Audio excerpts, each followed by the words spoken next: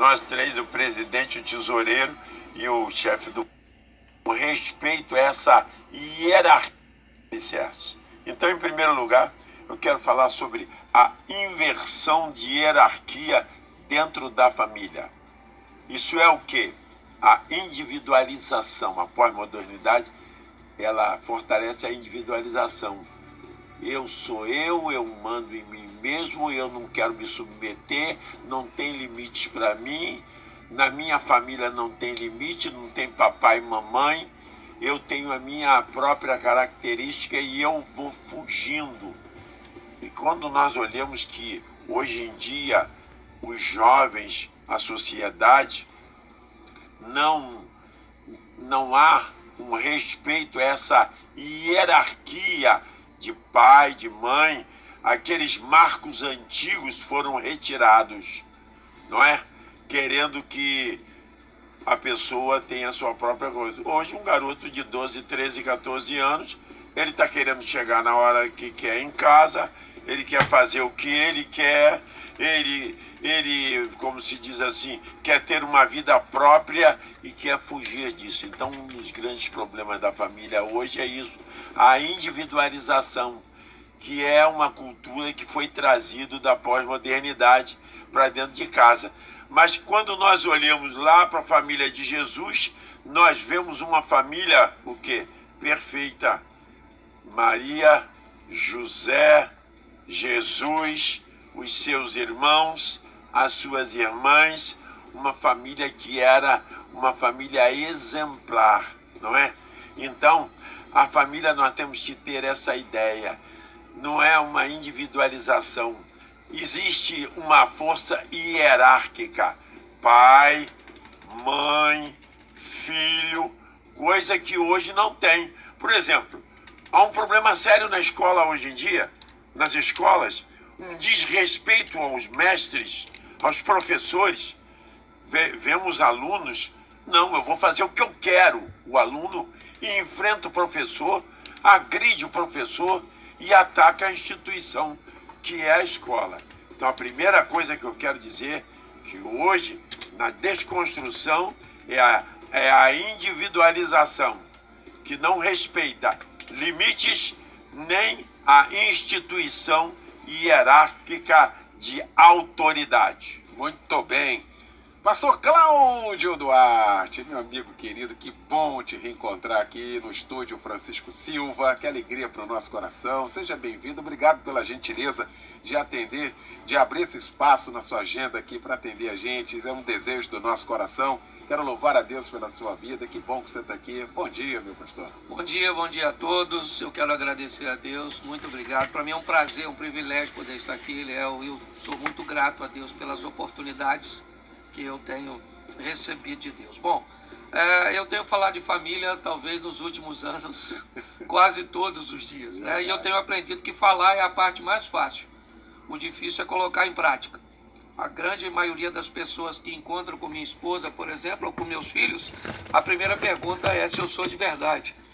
Ou se eu sou apenas aqueles que vou discursar no altar, falando de como ser um marido, mas não sei como executá-lo. Bom, abrindo aí, primeiro, eu acho que o pastor Paulo disse algo muito importante. O que nós precisamos definir primeiro, antes de discutirmos o assunto família, é sobre qual a visão nós vamos estabelecer a nossa avaliação. Se vamos usar o judaico-cristão, nós vamos ter que ver valores, ter que observar algumas coisas. Então eu quero colocar, porque esse é o princípio. Só que os ouvintes aí, eles nem sempre têm a mesma visão que a nossa. Então nós temos que ter um certo cuidado quando nós vamos transmitir. Mas eu queria só mostrar uma coisa. Uma família nasce quando duas pessoas resolvem se casar. A formação de um novo núcleo familiar, ele é feito exatamente no casamento. Talvez por isso Jesus realizou seu primeiro milagre, saindo de uma vida ordinária para uma extraordinária, exatamente numa festa de casamento. Ele poderia fazer isso em qualquer outro ambiente, mas optou por fazer onde uma família estava nascendo, e logo no seu nascimento já tinha um problema sério. Então, para me abrir aqui, eu queria dizer, primeiro, se você vai construir uma família, saiba que é opcional. Não é bom que o homem esteja só, diz a palavra, mas isso não significa que você precisa casar. É obrigado a casar. Eu já vi algumas pessoas que me parece que vieram nessa vida para viver uma carreira solo, certo? E cometeu o erro de se casar e acabou não dando certo, porque aquela pessoa é uma individualista. São pessoas que não tem nada a ver, não sabe o que é uma união. Então a primeira coisa, quem está ouvindo aí, se você ainda não casou, por favor, faça essa pergunta: será que eu devo fazê-lo? A Bíblia impulsiona algumas pessoas a se casarem e outras a não. Ok? Isso não significa que você está certo ou errado. Segundo, se vai entrar, saiba no que está entrando. Antes de mergulhar na piscina, é bom descobrir se ela tem água. Aliás, eu não sei se já vimos, normalmente, sempre perto de um elevador, tem uma plaquinha dizendo: assim que a porta abrir, dá uma olhada para ver se ele chegou. Porque se ele não chegou, é melhor esperar, independente da porta estar aberta ou não. Então, nós precisamos entender que onde é que eu estou entrando? Eu estou entrando numa instituição que legalmente nem pode ser mais chamada de instituição, mas que é algo que propõe a você um relacionamento vitalício, entendeu? Quem está ouvindo é vitalício. Vitalício quer dizer que quando você casa, para você casar de novo, você deveria esperar a outra pessoa morrer. E eu tenho uma notícia muito ruim para te dar: a perspectiva do brasileiro aumentou. Ou seja, vai demorar a morrer. Tá certo? Então esse negócio vai demorar. Terceiro, é monogâmico. É uma pessoa só. Ah, pastor, mas no Velho Testamento podia ter mais de uma. No começo, ok, foi assim, era uma questão de procriação, de subsistência, mas hoje é uma pessoa só, pelo menos na nossa visão judaico-cristã, ok? Então, entre essas milhões de pessoas, você vai ter que escolher uma. Então tenha cuidado, porque depois que você escolher, vai ter que esperar ela morrer. E também é heterossexual. Ou seja, você vai ter que casar com um gênero diferente do seu. Quando a gente começa a olhar isso, descobre que cada ponto desse é bem delicado.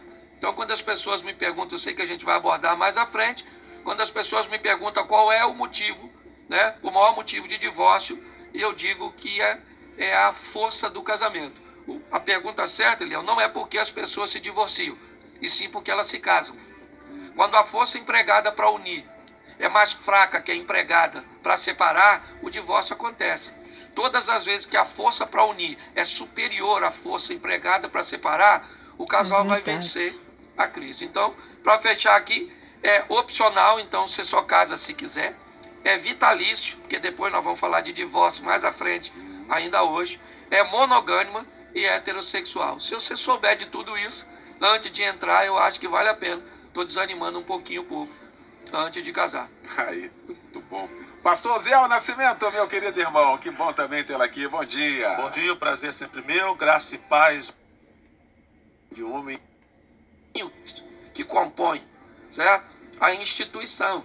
Então, se nós melhoramos os indivíduos, e esse é o grande problema, nós melhoramos a instituição. Nós estamos olhando ela para um todo, quando na verdade nós temos algumas pessoas problemáticas nisso. Então ela não está se deteriorando, a família não se deteriora. Algumas pessoas estão se deteriorando. E como elas estão inseridas no ambiente coletivo, elas acabam criando problema para todos. Então, às vezes, é como se nós... Ah, a família está se deteriorando. A minha não. Nós pegamos, como é uma fatia muito grande, nós fazemos a mesma coisa que fazemos com a classe política, com a classe dos pastores, com a classe de alguns profissionais liberais. Como é um número grande que recebe essa chancela de não ser bom, acaba dizendo que todo mundo... Então, se alguém me pergunta, a família está se desintegrando? Eu digo, a sua está, porque a minha não. Então, ainda tem um grupo expressivo que faz o quê? Que faz com que as pessoas cresçam, evoluam. Um ambiente onde há nudez, onde há transparência. Parece que quando os dois estavam pelados, está todo mundo pensando em sexo. Não é. É transparência, é poder ser quem você é de verdade. É um filho poder dizer para o pai, mesmo numa idade pequena, que está recebendo informações muito confusas e contrárias àquelas que receberam em casa, se é que receberam. Porque quando um filho sai de casa com uma matriz, tudo aquilo que vem depois é colocado em cima daquela matriz. Se o filho sai de casa sem matriz nenhuma, a escola dá uma para ele. A que chega, a que vai. Exatamente. Depois, quando o pai tentar colocar uma sobre aquela não é a primária. Então já tem dificuldade.